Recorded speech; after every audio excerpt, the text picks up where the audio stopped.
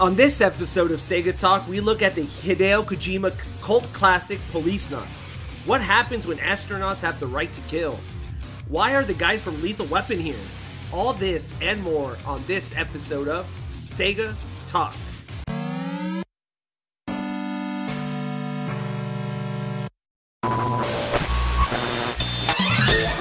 Sega Bits presents Sega Talk, a podcast talking all things Sega! With your hosts, George and Barry. Look, it's a giant talking egg. I'm not talking to you. I'm talking to the master here. Say what?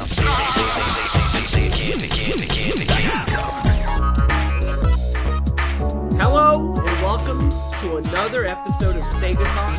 I'm your host, George, and with me is Space Police Cadet Barry. Ahoy. Ahoy. At ease.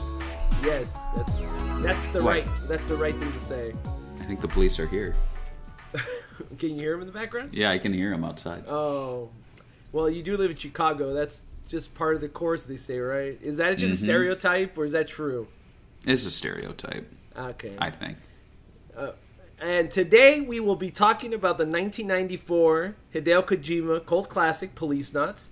This game came out originally for the NIC PC 9821 computer, and that's obviously like such a branding. Remember those branding from those old computers? It's like, yeah. So what PC do you have? I got the Amiga 2600,142. Oh yeah, that's right. Cool. Yeah. Then the game got a port to the 3DO in 1995. And a PlayStation port. Then later on in 1996, a Sega Saturn port. And since the game was last released on Sega Saturn, I'll come out and give you guys plot spoilers. It's the best version of the game, even according to Hideo Kojima. And he created the game. So you cannot argue with us in the comment. I don't care. I don't care. I don't want to hear it. I can already see the comments. But George, no. But first, if you like our noble mission of talking about Sega games and want to support us, you can check us out on Patreon. For as little as $1 a month, you can keep our interstellar mission of Sega education going. If you pledge $20, you get to tell us what to talk about, like Daniel Andres did. And because he sponsored this episode, he gets to say his memories before us. So I'll let Barry do that. Daniel says, oh my good golly god, Policenauts. This is by far one of my favorite games for the Sega Saturn.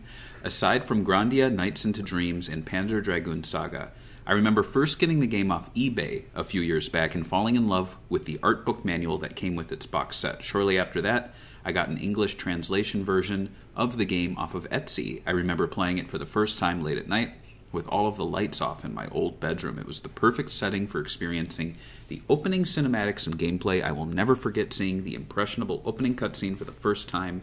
Knowing about Jonathan and Lorraine's depressing backstories and histories really got to me. I knew that after everything had happened up to that point when he decided to go to the beyond, that I was in for an epic crime drama experience. It really is a shame that this game has not had an official North American release, though, not even on the PS1 next to Metal Gear Solid, considering that Hideo Kojima himself created this title.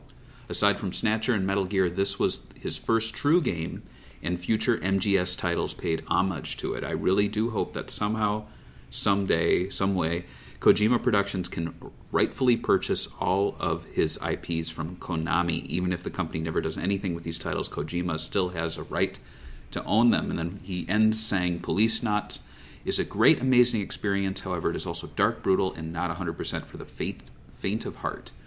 It can also be very in-depthy, depending on how you interact with the characters and environment. It is point and click, but if you so desire, there is a lot of point and click. I've been playing this game for a good 3 years now and have just started Hect 4. I'm probably near the end of the game at this point. It may not look like a lot at face value, but it does feel like a lot. Now then, if this episode has convinced you, I highly recommend Policenauts for the Saturn. It is definitely something worth playing. P.S. I'm really bummed that I missed out on the Vanquish episode. I really do like that game. That's it's okay. You can't. It's you can't have a them all. game. Yeah. Yeah, it's true. So plot spoiler. Me and Barry, we haven't beaten this game. So I don't know what happens in the end. I know Barry's acting like, wait, don't talk for me, George. Of course I beat this game. Yeah. Okay, then. So Barry, when we talked about Snatcher on Sega Talk number 70, you said it was one of your favorite games. What is your history with Policenauts? I have absolutely zero history with this game. I've heard the title in the past. I've seen a few pieces of art, and I knew Kojima had a connection to it. That's the extent of it. That's it. So I was one of those guys that like was super obsessed with Metal Gear Solid to the point where like I saw all the codec stuff, and like you know how they have all these extra like literally hours of just audio tracks. I listened to all of them. I was so obsessed with it that I even noticed little like mistakes. Like there's this cutscene where Solid Snake, they say he has blonde hair, I think, but officially he has brown hair, but they screwed up back then to be, you know, to do the whole like you guys are twins thing. So yes, I was obsessed with Metal Gear Solid. And I heard about this game because Meryl's in this game. And so when I was younger, I was super obsessed with like the idea of playing it, but it was Japanese for a long time until 2009. Wow. And then I wanted to play it on my actual Sega Saturn, but then I didn't have it modded or anything, and I didn't want to like mess around with it. You know how it is when you have that original Sega Saturn you grew up with or whatever. You don't really want to like mess around with it and break it, because it's like it's more than just a console at this point. It's part of your like history, I guess. Right? Yeah, absolutely. Yeah, for sure. So definitely, and like I tried to play it before we did this episode, and I played. I don't know. I would say about like an hour into it, maybe. And I'm enjoying it, but I haven't beat it, and that's why I didn't put any plot spoilers in this episode, because I'm like, I don't want to spoil it for myself. So far, I'm really liking the vibe. I have listened to the soundtrack a lot, actually, because I have it on vinyl from Data Disc, and I've listened to it in the past before because it came up on my playlist, and I think the soundtrack is really, really stellar. I think everyone should at least listen to it, even if you don't play the game. And if a lot of people haven't played this game, I actually don't blame them, considering it's Japanese only. That's it. That's my opening message. Do you think a lot of people make up the fact that they like say, yeah, I played that game, but they really saw a playthrough on YouTube? Yeah, I mean, I'll admit we've done close to 100 of these, and there are times when I've actually not played a game, and then I'll say, and at the very least I'll lie and say, I think I played it. I think I rented it. It's kind of hard. Sometimes it blurs, right? Like you'll see like a playthrough from like 10 years ago, and you'll be, oh yeah, I played this game, and then you're like, wait, no, maybe I saw the playthrough or something. I forgot. Right, and sometimes I'll argue, like, often I'll argue watching a playthrough has zero, like, absolutely not. That does not count. This game, though, I would argue, I'd give you a 50%. Like, that's, you know, like you didn't make the decisions, but you're getting all the story. It's not like Shenmue, where you can kind of like go play some mini games, find your, you know, like some people rush through it, some people, you know, just like to raise money and collect little tchotchkes. But in this game, it really seems like the goal is to get through the story. And I would say Snatcher too. Like, yeah, this and that one are very much like sit through, and just watch the cutscene games. However, like Phoenix Wright, I would say you should play that, because half the fun is solving the mystery and like playing lawyer, you know? Oh, yeah. Oh my god, dude. Phoenix Wright games are so like, they're good, but sometimes the puzzles are so annoying where the point you're like clicking every little bit of real estate on that DS screen, and you're like, where the hell is that clue at? Yeah. I love that game though. So let's talk about the development of the game. The idea for the game Policenaut actually started way back in the development, during the development of Snatcher, which came out in 1988. The story is that Kojima took breaks from working on Snatcher because of memory limitations he ran into during development, and he began working on ideas for the game that would become Policenauts. Kojima also said in interviews that he got frustrated with the lack of creative control he had. After he released Metal Gear 2 Solid Snake, not Metal Gear Solid 2, gets a little confusing there, in 1990, he started working on the scripting engine, which gave him control over when animations and music played instead of programmers. So he took a little more control from the programmers at this time. So during the early 90s, developer roles were interchangeable. Because of this, teams were so small that programmers probably had the most control over games. I was like, if you worked for Konami and some guy was like, I want more control, I did all this, I could take control over the way the game directs, would you be offended, or would you be like, all right, I get half days off? I mean, I don't know, as long as I'm getting paid, my name's on the game at the end of the day. Like, I don't know how overworked they were, so maybe that was actually a relief. Yeah, right? Yeah, no? Yeah. Yeah, to me, I'd be like, all right, I'll learn from what this guy does, and if he makes mistakes, I'll let him make the mistakes, and then I'll learn from it, and then when I make another game and I start taking over, I'd be like, well, I'm not going to do what that guy did. And if he does good, I'll copy what he did. I'll be like, oh, people do like more cinematic games, I guess I'll just copy him. That's how I approach that situation. But yeah, I wouldn't get mad. I'd be like, cool. You want to do more work? Cool. I'll go home early. Right. So let's talk about the name, Policenauts. Sounds pretty cool, and it's a mix of police crammed with astronauts, with taking away the astro in the beginning. But it wasn't the original game during development. Originally, he wanted to name the game Beyond, but Konami couldn't acquire the license. Who knows why they couldn't acquire it? There's quite a lot of games with the title Beyond. I guess one movie I could think of is 1981's Lucio Fulci's horror film, The Beyond. Have you ever seen that one? No, I haven't. It's like one of these like weird underground Italian films. Like my friends used to be onto these like gore films, and this is kind of like a gore film in a way. To be honest with you, I find these kind of movies kind of boring. They're more drawn out horror, and then there's like this weird like somebody gets their head stabbed or something weird, where it's like super graphic, you know.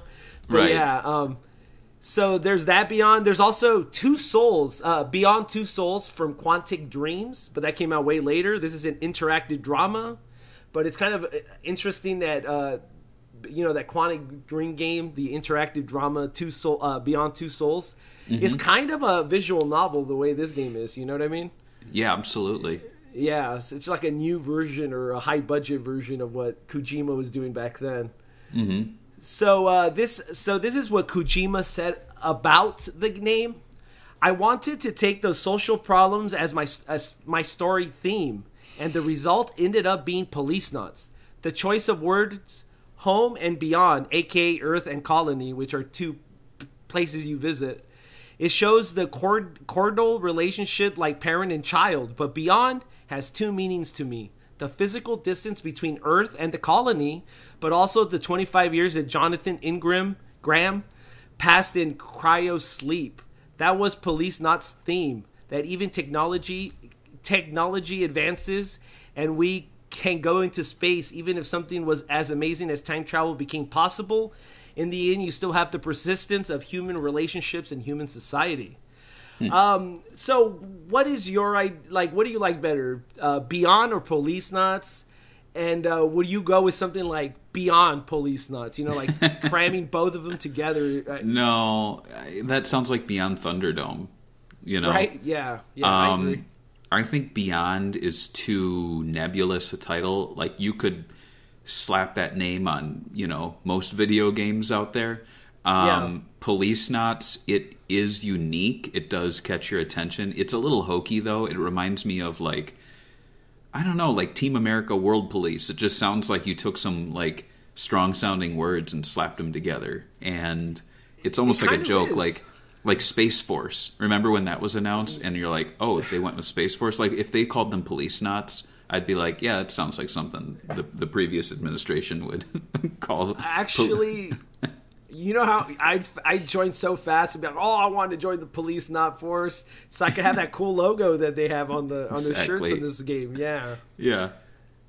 So Kojima, during development of his games, tried to create his own genres to sell its games. I think this is really popular back then. Oh, yeah. Snatcher was a cyberpunk adventure. Metal Gear was a tactical espionage action game. And Policenauts was a cinematic virtual reality game. Ooh. This isn't new. We know Sega legend Yu Suzuki was famous for calling Outrun a driving game instead of a racing game, and calling Shimmy a free as this genre, and this is something you fought with people before. You know, like should we use these genres? Yeah, go for it. If you want to go on about it. I mean, if you want to talk about it, go on about it. Sorry. Well, I mean, I'm certain like the question you're posing is like, do I support this sort of thing, or do I think it's all like marketing nonsense? And I fully support it. I think it's stupid to think that there was a certain point in video game history where every single genre was decided and we cannot add from there. Like, okay, Pong comes out. We didn't have racing games. We didn't have RPGs. We didn't have, I mean, maybe we had sports. That was Pong, pretty much, ping pong. Right. So at some point, certain genres emerge. And we've gotten to that point now where games come out and you go, oh, it's an RPG. Well, it's an action RPG. Well, it's an action RPG with fighting game elements. Like, and to a certain point, you are just combining all of these genres. And so in Yu Suzuki's defense, like, he was making a game that was almost like a fully 3D visual novel with RPG elements, Virtua Fighter fighting engine, and mini games. And like, well, what do you call that? Oh, it's an adventure game. Well, that's such a loose concept because Sonic Adventure is an adventure game and it plays nothing like Shenmue. That's true. Shenmue's not a platformer. No. You know, I'd say like Jak and Daxter is more of like a platformer, but that's also an adventure game. So it's like, you know, I'd also say that, like, sure, it is a way to market the game by telling people that it's a new type of video game experience, but what's wrong with that? You know, like, why are we seeing marketing in the negative sense there? Like, oh, it's just marketing. I'm like, well, yeah, everything's marketing. Yeah, I agree 100%. Everything's marketing. Those character designs are too good. It's just marketing. They're trying to appeal to us. They're making that music is really good. It's just marketing. You know, like, what do you mean? Yeah, 100%. I mean, in a way, having your new genre gives you that, like, you know, like that little marketing edge. Like, oh, this guy's just making another. Like, if I said I'm making another action game, it'd be like, all right, cool. It's an action game, right? But I do think that marketing-wise, it's smarter, like literally smarter, just to get people to even read about your game in the magazine. To be like, but this is a new genre, right? Right. Well, wouldn't Forza be like a car simulator RPG? I guess so, technically, you know? Right? So I wouldn't, if they made up a new term for that type of game, I wouldn't bash them for it because I'm like, yeah, it's a lot easier to call it that than to call it like 3 different genres. So, and I'm in definitely Shenmue's not defense, bashing it.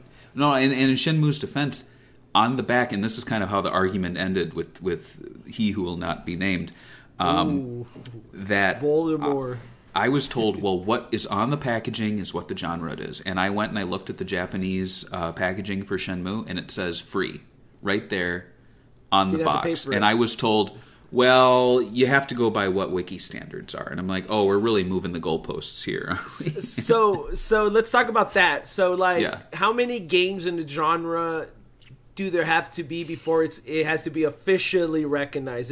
Or can there only be one game? Like, let's say Shimu's the only one that's considered free, right? Right. Is that enough to make a genre? Or do you think it has to be like, I don't know, Dark Souls-like, where like every other game right now coming out is trying to be like Dark Souls, you know? Yeah, I mean, well, you know, when Roger Rabbit came out, there were very few, if any, live-action animated hybrid movies. And do you call that an animated movie, or do you call that a live-action movie? You know what I mean? Yeah. No, I get you. So, I'm just wondering, because, like, when you make a Wikipedia entry like these other guys do, like, it must be tough because, like, even I'm thinking, like, if I made my own Wikipedia, like, how many genres am I going to have, you know? And it's like, should we just, like, group them together? And is it easier to search, you know? Well, remember those movies from that one director? I'm blanking on his name, but he would do like live action actors and then trace over them. There was like a Scanner Darkly. There's Scanner Darkly. Yeah, and there aren't that many rotoscope movies, but you would not technically call that traditional animation, but you'd also not call it, you know, like, so what is that? Well, it's rotoscope animation, and it is a genre of animation, but there are a handful of movies that employ it. So, yeah, if Shenmue is the only free genre of game, there's 3 of them. So there you go. I guess so. There is 3, but like then there's like Jet Set Radio. They kind of really established the cell shaded term. Like I don't think anyone's ever argued that one, right? Right. There were games with the shading, but not the black outlines. Yeah, and that's it was also called Japanese monkey magic. Was that really what they called it? That's what the developers called it. They also called it Super Cartoon Dimension or something like Cartoon Dimension animation. I think cell shaded sounds better than Super Cartoon Dimension Monkey Paw, especially right now with the monkey virus. It's probably not a good thing to call it that. Oh yeah, absolutely. So Hideo Kojima wanted to explore what would happen if we as humans do start a space colony. What would change in us and our nature, but didn't want to make it sci-fi and more something that could happen sooner or later. And okay, we're talking.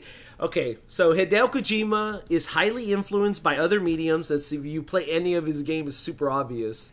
When it comes to his game writing, and Policenauts isn't any different. He said the game was a direct response to the Japanese bashing caused by the movie Rising Sun with Connery and Wesley Snipes. That came out in 1993. Meaning that, because the game was already in development supposedly, so I'm assuming that even in 1993, like a year before it came out, he was changing the script. That's what I'm saying right here, because it's crazy that this movie came out in 93 and he's like, oh, fuck, I gotta rewrite the whole script because this guy is an anti-Japanese film. But right, I never heard of this movie. Have you watched this movie, Rising Sun? No, I've heard of it, but I haven't seen it. Okay, I've never. It looks awesome. Is it? Okay, has Japanese bashing in it, but I'm not gonna judge you on that one. I guess it does look awesome. I've never seen the movie, but I was wondering if the movie was bashing Asian people because I never heard of the movie. I never even heard this being like a issue. So I went online and I did a research, and I guess in LA they did a early preview of the movie, but they did not let Asian residents come and watch the movie. I think it's pretty dicey. It caused some uproar. There was an LA Times article about it, and this is what Fox had to say about not letting Asian people come and watch the movie. It says, "It's not our practice to screen an unfinished print for anybody except preview audiences, or in this case, to show a finished print to groups vocal in their opposition before they even see it." So I guess don't watch it because you hate it, so don't watch it, all right? Explains Andrea Gaffey, the president of domestic marketing at Fox. She said, "And since this movie is a work of fiction, no disclaimer is necessary. Pre-censorship by special interest groups is not something we support." I actually kind of thought it was interesting because, like, I feel like if a special interest group today is like, this movie's super anti-Asian, and they actually picked up LA Times articles that, like, most of these companies today would bend the knee, like, because of social media now. Right. Do you are you surprised that 20th Century Fox basically said, "Oh yeah, we're not going to let you watch it because you hate the movie, and you haven't even seen the movie, so you're not watching it. We're not going to let you watch it early because you already hate it." Right. Yeah. I don't know how I feel about that. Yeah, that is a little strange. Like, now they have people on staff that make those decisions. Like, there's a whole team of people in these studios that are keeping an eye on that, but I don't know. Yeah, I don't have any opinion because, I mean, I understand that, like, as a movie producer or marketing exec, you're like, well, I don't want people to bash this movie that I'm making my money on. Like, the idea is that, like, you want to take down the most negative press, right? So I could see it in their point of view, maybe not being racist about it. But I mean, in the end of the day, like, when you were like, "Oh, you're Asian, sorry, you can't watch this movie because you might get offended." It's a little dodgy there. Yeah. Yeah, they should just maybe make a logo. they should have on the poster saying, like, like, children are not allowed, and then, like, different races and genders aren't allowed if they're going to do that. But it's like the movie's called Rising Sun too. It's like calling it I don't know. What is, I don't even know. Like, if there was a movie just for men called Nail Salon, and they're like, women can't see Nail Salon. Exactly. It's like, come on, dude. They bash women. Oh, well, you don't like it, and you haven't even seen it, so don't watch it. So So the other big influence was a public debate in Japan was having over organ transplantations and brain death. I also did a bit of research on this topic, and it was a big debate in Japan because Dr. Wada in 1968 had a failed transplant, and they basically banned transporting organs from dead people to other people or brain dead people, organ donations. That lasted 30 years. So wow. So Dr. Juro Wada said in 1990, he said, "They charged me with murder for saving a life, even though my heart transplant patient was the second longest surviving one at the time, 83 days. And still today, patients are dying every day as we wait around for some decision to be made about organ transplants." It took all the way to 1997 when they finally passed the organ transplant law in Japan. The first transplant after the law didn't happen until February 1999. Wow. Juro Wada died in 2011. So this guy is pretty much a hero in Japan, in my opinion. I think organ transplants are very important. It saves a lot of lives. That's my opinion on it. But did you know about the complicated relationship with Japan and organ transplants? What are your thoughts about Kujiyama being influenced by this aspect of Japanese life? No, I've never heard of this, but I can see that in a lot of his games. He seems very interested in like human bodies and organs and upgrades and like babies in jars, like all very. He's very future medically minded, and he's very focused on death. I've noticed. Yeah, well, I think it's part of human nature. It's one of the things we're all going to experience one day. I'm not trying to put this podcast on depressed mode or anything like that, but I can see why he is. Also, the idea of he's into technology, obviously, so he's probably always thinking, what's next, what's possible, So, not too surprised about that one. Right. So, his other big influence for this was in 1990, Toyohiro Akiyama was the first Japanese person to go into space, and Japan suddenly got a ton of NASA documents translated. They said they never had before. Oh, wait. Okay, so basically Japan never had all these documentations from NASA in Japanese, so now people in Japan actually had answers to what are the effects of weightlessness in humans, what does space travel feel like, and Hideo said that a lot of people in Japanese public life were talking about it, including his friends, who everyone had space on the mind because the first Japanese man went to space, so it was a frequent topic of discussion. So yeah, are you surprised? I mean, I'm surprised that NASA never just worldwide made these papers public, because imagine, dude, they went to the moon in 1969 or something, and they waited all the way to 90. I mean, I've got to imagine there were Japanese people translating this and making it available, but to have an official translation is it's kind of like the equivalent of Sonic X, and how we haven't gotten the Japanese version officially translated, but fans have done it. Probably never going to happen on the Sonic X. In 30 years, we'll be like, George, they finally translated Sonic X officially, and we'll all be talking about Sonic X, just like Japan's talking about space travel. Ooh, yeah, maybe. I hope so. That's a good future. So the last influence for Hideo Kojima that he stated publicly was Starsky and Hutch. Believe it or not, it's why he made the game cinematic. Have you ever seen Starsky and Hutch? I haven't seen the movie, but I've seen episodes of the TV show. TV show, yeah, that's what he's talking about. Obviously, not the movie. Yeah, that was a weird concept for a movie. Yeah, I agree. It's I don't even know what they were thinking. I've never seen the show, though. Is it cinematic, or is he just a fan of the show, you think? I mean, the show's, I guess, cinematic enough. It's played...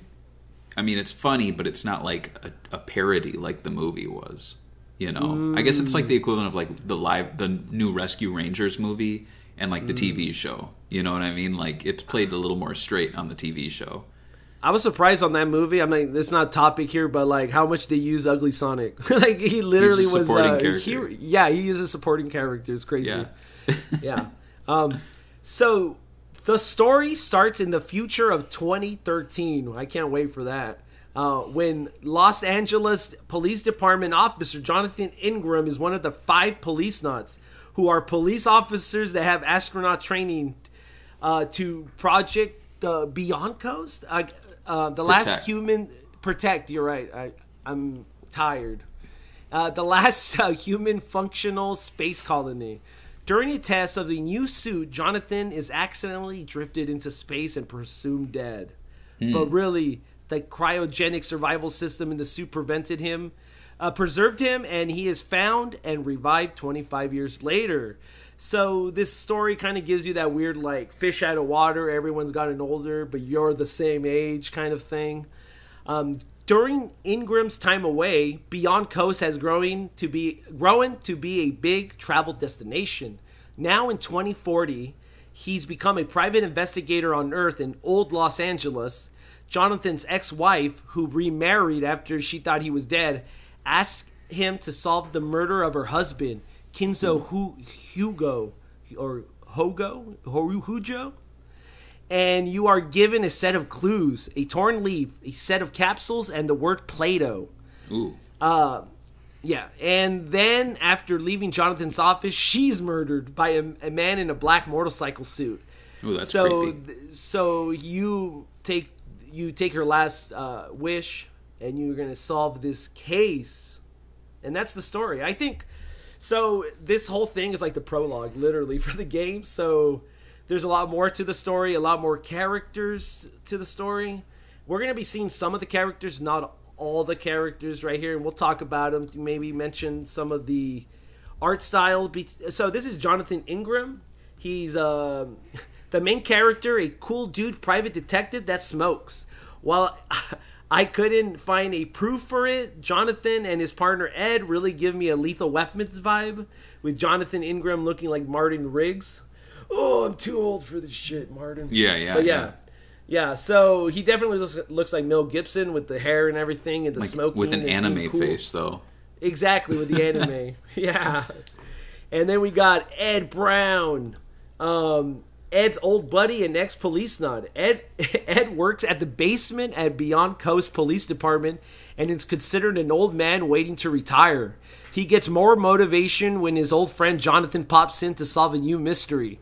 Obviously, it looks like Danny Glover's character in Lethal Weapon, and even has the whole, like, I'm too old, and he's literally old because it's 25 years in the future. So I think it's a cute play on the movie, you know, their dynamic. Yeah, because he used time travel, so he's like, might as well just copy the relationship with the old man and the young cool guy. So right. I thought that was interesting. Lorraine Hugo, Jonathan's ex-wife, we talked about her. She dies. She doesn't really have much in the story. She's just there to die, basically. She's like, hi, I'm dead. Karen, her daughter, she's Lorraine's daughter, who she had with Kinju, so she's not your daughter, supposedly. I'm sure there's going to be some sort of twist. Oh, Hideo Kojima doesn't have twists like that. No way. She looks like her mother in her youth, which gives me a little creep vibes. I'm like, please don't do this whole, like, I'm dating the daughter because I'm 25 years younger, actually. So it makes it kind of complicated for Jonathan. She's a famous news anchor for Beyond Coast Broadcast Company.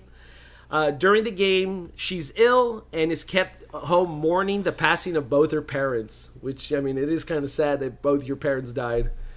Your mom, like, some guy killed her in a bike. That's kind of weird.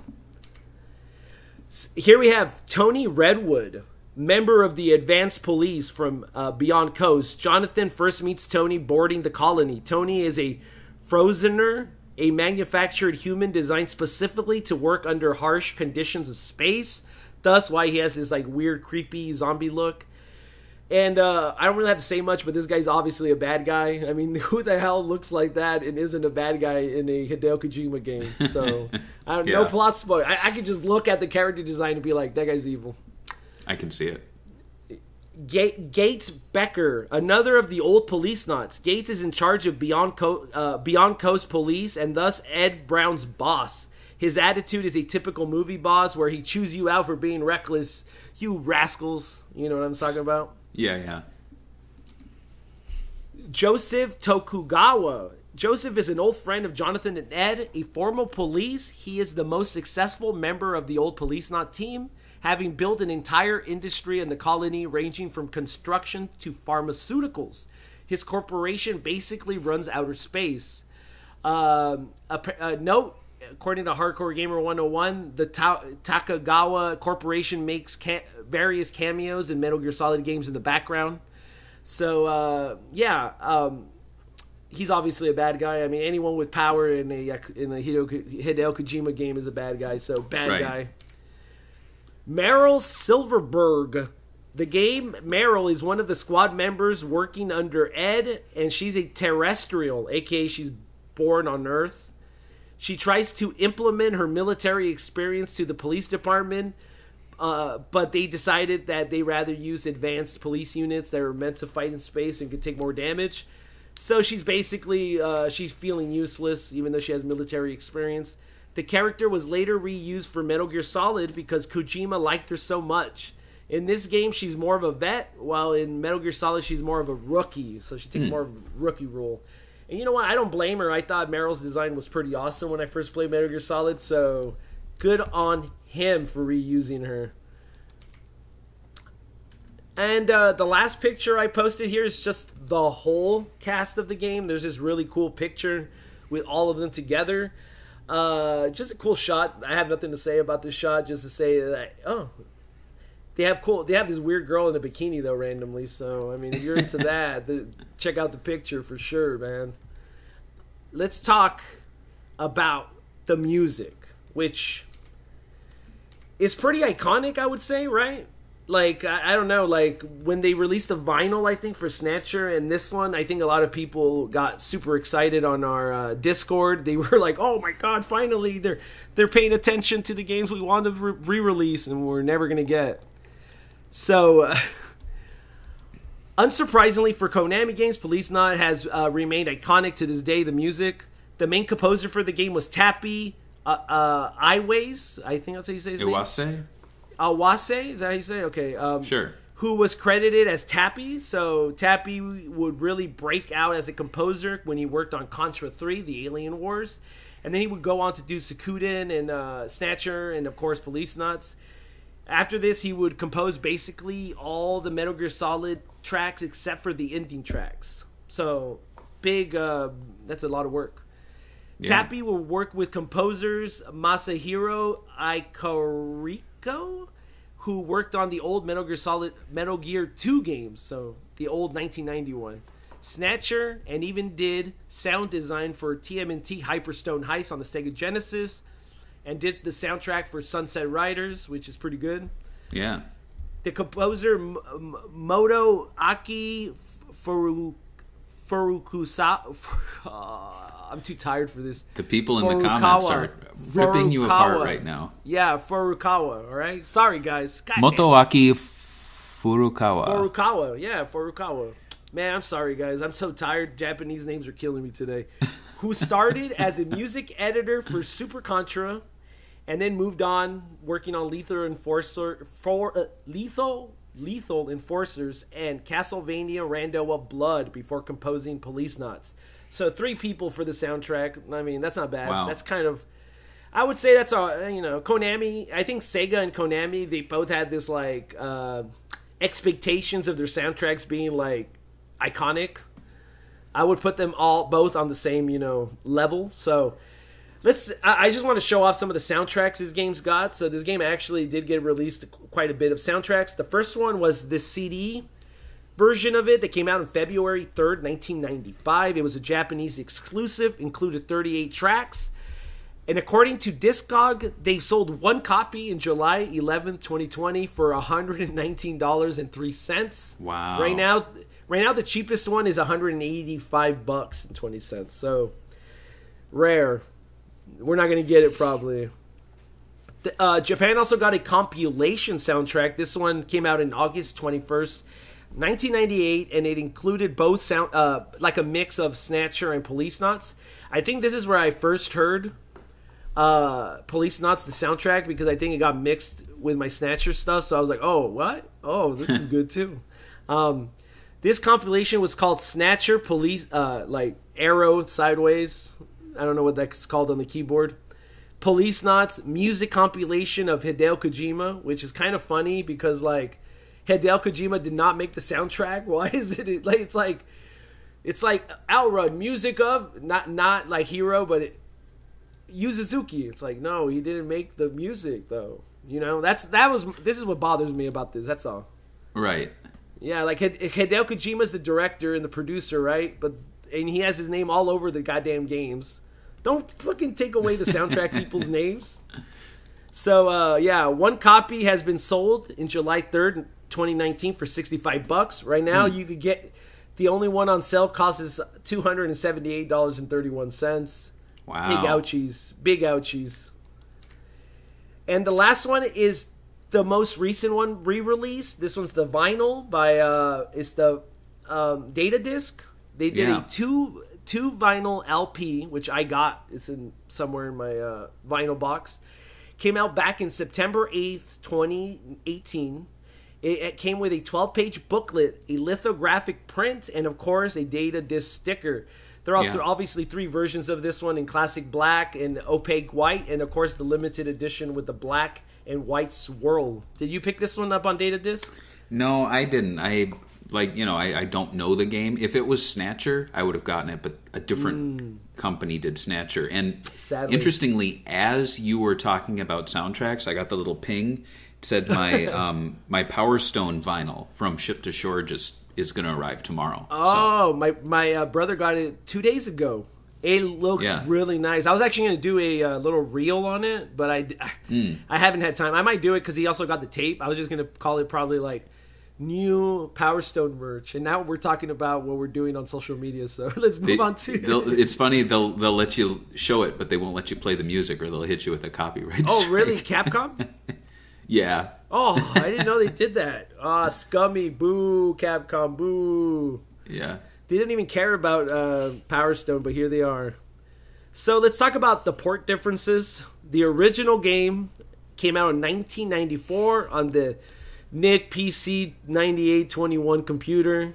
One of the biggest drawbacks about this version of the game is that basically the later games got full animated cutscenes.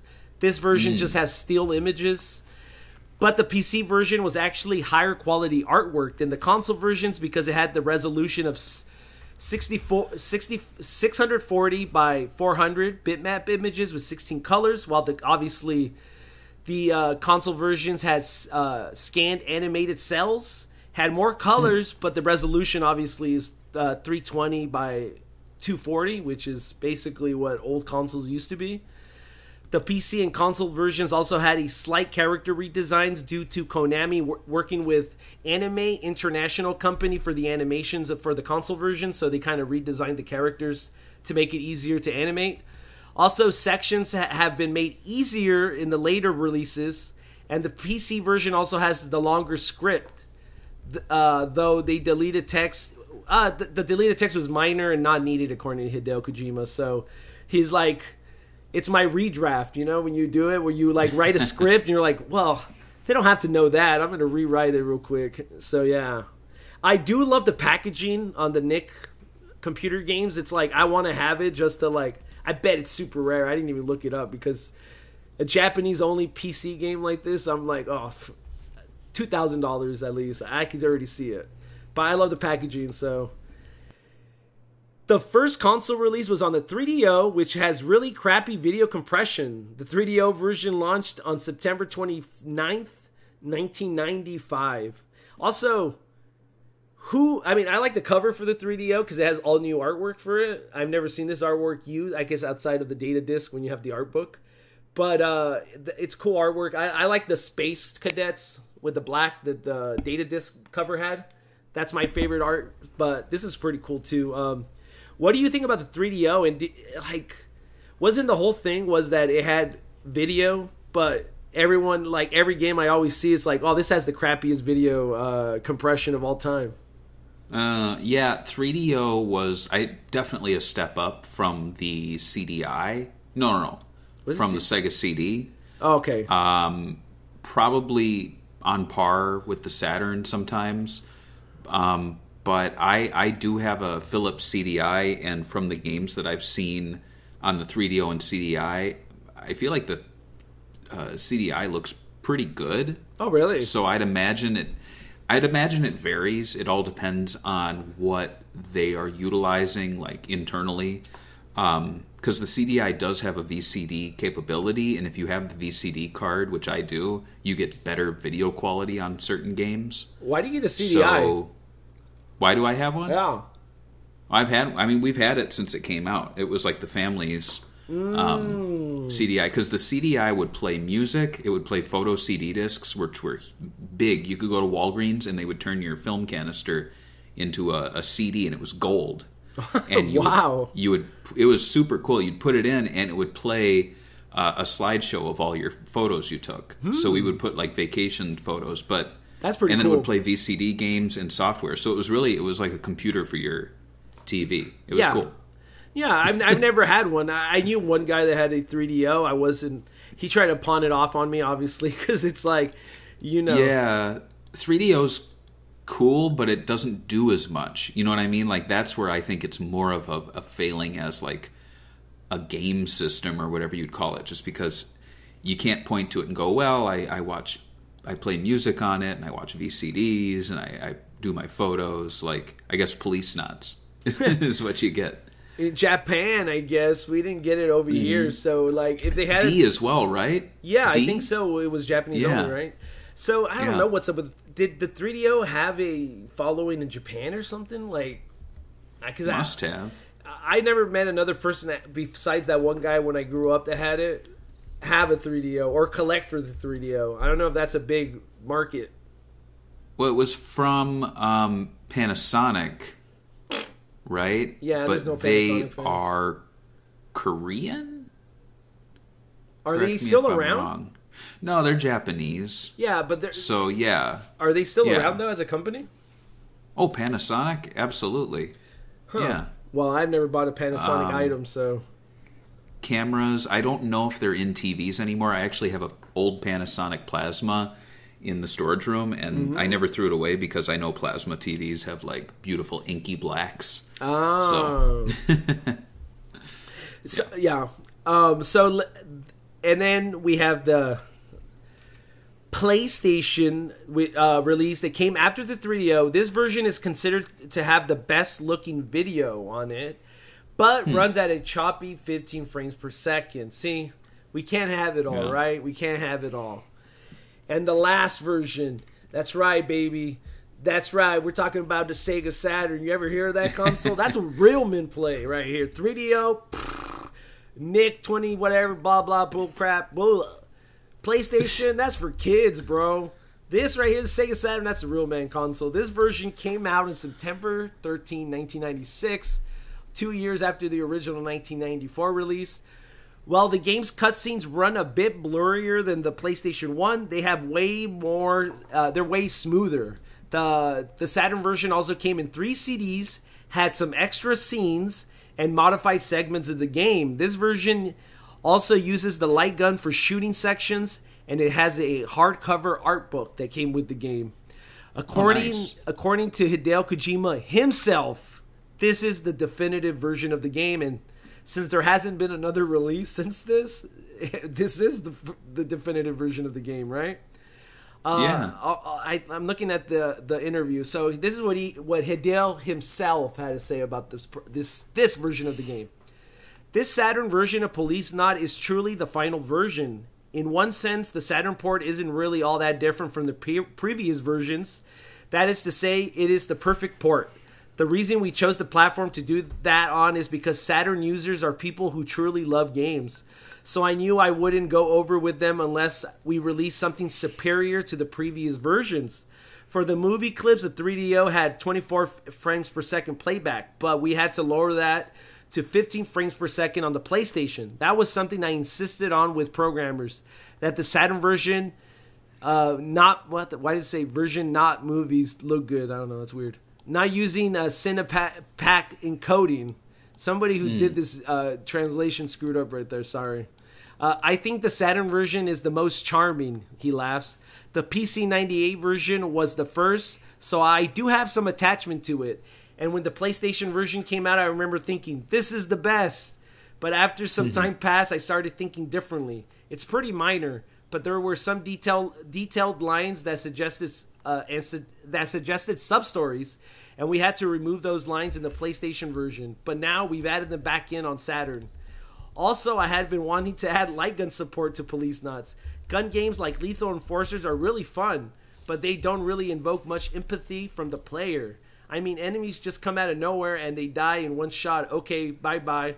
In Policenauts, take Redwood, for example. As Jonathan comes to see him as a villain in the story, plot spoilers, his and the player's anger rises until it reaches a boiling point, and at that time, Jonathan draws his gun. Ooh. And so that's why that's why this is the definitive version according to him. The sad part is we can't enjoy the light gun sections anymore because light guns do not work with modern televisions, right? Unless you have an old one. Yeah, of course, if you have a CRT, but like, how many people have a CRT lying around just to play? I mean, of course, mine broke, so I have now two. Now I have one in there and one in there. Oh my god! Okay, so we're all going to Barry's house to play Policenauts, all of us. Yay! Get the coffee made. We're all spending the night. So yeah, I will say that it sucks that sections of. I think this is one of the game like this and Snatcher. Like, how is it not re-released? Like, what are we doing here? This guy's, like Kojima is world renowned. Everyone loves him. Well, not everyone, but a lot of people do. Yeah. And yet they have not just done this such an easy cash grab here, like Policenauts and Snatcher. Even when, what came out? It was like the TurboGrafx. Remember that? Yeah. Like the Mini, and it came with Snatcher, but only on the Japanese side. Like, you could switch regions, and it was untranslated. Stupid. And it's like, so you could have put dumb. the translated version on there. Konami's so stupid, dude. Like, I don't understand. Like, they do stuff sometimes where I'm like, wow, I can't believe you did that. Like, I'm literally surprised you did that. Like, the TMNT collection. It's ridiculously, like, more than I thought they would ever do for TMNT. So that surprises me. And then all of a sudden they're like, oh yeah, Snatcher and Policenauts that we actually own the license to. Nah, we're good. We don't want to re-release that. It's weird. Right. Yeah. Yeah, and if you want to own the Japanese one on eBay, it actually sells for fair prices. Like the basic version for Saturn is, I think, $40. That's not too bad. The special edition's like 80 to 100, but that's with like the box and the art book. And then if you... That's not that bad. For like a one little treat you give yourself, a little relic of the past. I don't think that's that big to ask for. I've done that with Panzer Dragoon Saga. I'd buy the Japanese version, so I can say I have it on my shelf. And that works. I would also say you could check Etsy out. I know Daniel said he did that, and I see the Saturn versions, like the custom made, like translated PlayStation versions on there. Yeah, for $35. So that's an option. That's not bad. You can always just burn them yourself and play. That's for sure. Yeah, like that's the good thing. Like it's easy right now to pirate on the Sega Saturn. So thank God for that. So sadly, Policenauts had never had a official release outside of Japan, though the game was supposed to get an English translation for the Sega Saturn, as it appeared on catalog promos showing off the box art with some weird CGI mech suit. And when they were promoting the Sega Saturn light gun, the Stunner, they listed the game right there, but with US artwork. And you know what I hated about Sega Saturn games back then? They always use these like really stupid, ugly, what do they call these? Like these little filters, the little like where the sun shines. You know what I'm talking about? Yeah. What is it? Image flare or whatever they call it on Photoshop. It's funny looking at that tiny image. It looks just like MechWarrior 2. Right. Like it looks like the same cover. Yeah, it's like a big aspect that makes Policenauts and Snatcher so good is the aesthetic of the anime. Like the way they, and then it's like this one's just like a CGI mech, and it's like that's why I hate about Sega of America. They had some of the shittiest covers in America because they wanted to make it look 3D because PlayStation was sponsoring. Everyone wanted 3D at the time. It's like this game's not 3D. Stop. It's an animated game. Just put goddamn 2D on the cover for this one. Right. Yeah, that's what makes me mad. But yeah, the game has been fan translated to English for the Sega Saturn back in 2009 with version 1.00, and you can find that info on policenauts.net if you guys want to get your own translated copy. The last update for the script came out in 2016 with version 1.01, so I would say that it's probably not going to be updated anytime soon, and if it is, it's going to be minor. So if you are thinking like, is it completed? I think 7 years of not updating it makes it kind of complete. So the future, well, back in 2012 when Kojima was still working with Konami, he expressed interest in making a sequel to Policenauts, but he said it was hard in a business perspective. And that's kind of it, but I'll end this episode by saying that it's cool that the Sega Saturn version is considered the definitive version, but I would give up that title if Konami did a HD remaster of both Snatcher and Policenauts.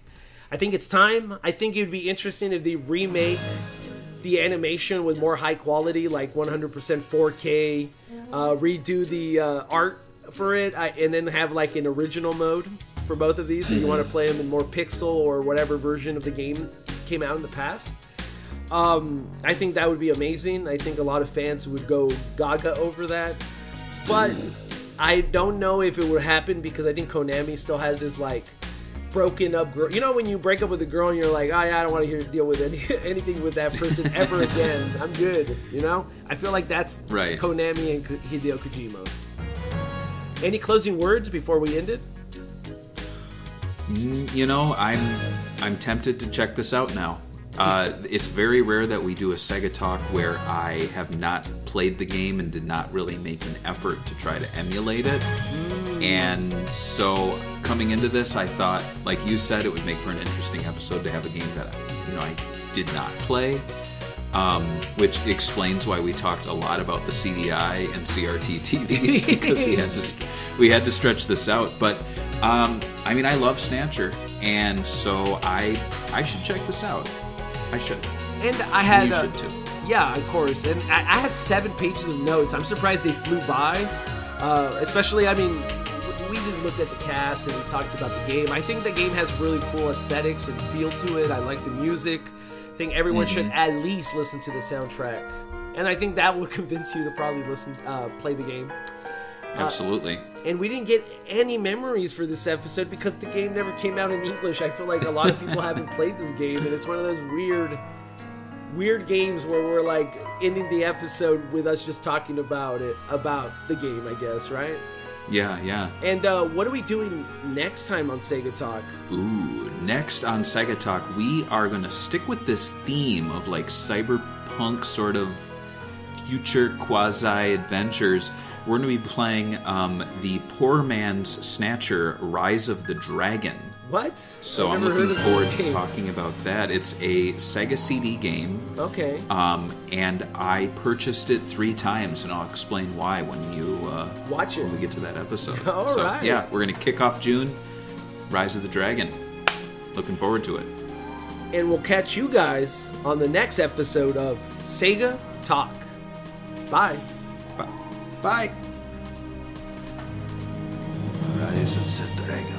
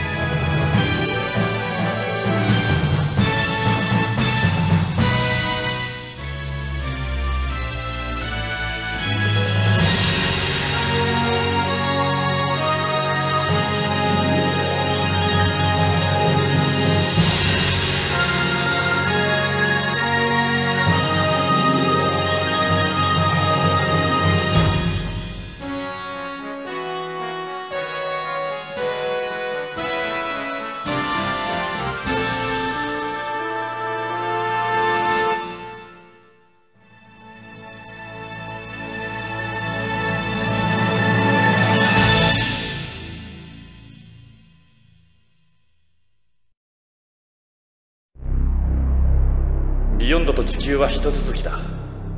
たとえどんなに離れていても地球との関係は不変なんだ。子は親を踏み越えて成長していくが、離れるわけじゃないんだ。俺たちはいつも近くにいる。いつも見守っている。